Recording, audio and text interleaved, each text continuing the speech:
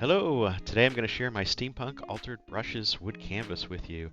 I'd taken a class with my wife at the Scrapbook Expo in Chicago where we had made a mixed media paintbrush. It was in the pink range of colors, which is not necessarily my style, so I wanted to take it up a notch. And so I wanted to start with a 3D embossing folder by Lisa Horton Crafts that I found, some gears, and then I went ahead and applied different waxes to give it a coppery feel with a little patina, and then just rough placed the brush in the middle so I could see it, and I wanted some clusters of mechanicals to peek out around it from behind.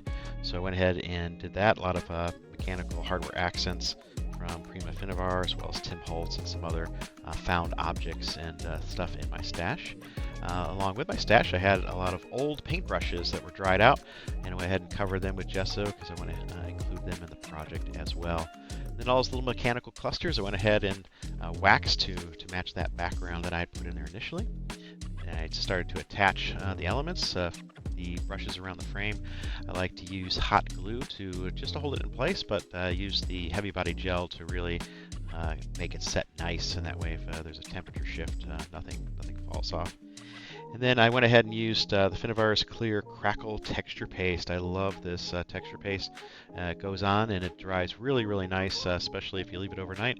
It could be applied thick or thin. It has a really nice crackle effect that is just really easy to use.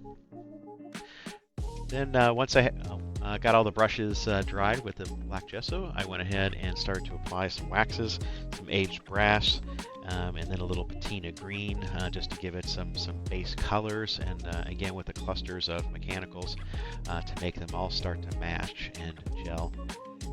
There's a lot of different hardware accents, as I mentioned, including metal heart locket pendant, some steampunk gears, a lot of mini sprockets and screw heads, and flourish adornments by Tim Holtz. And so just a lot of fun items that I just kept positioning and trying to see that layered effect is how I really wanted to look like, give it a lot of depth.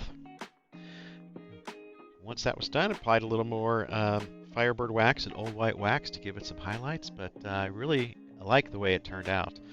Just had a really nice grungy look to it.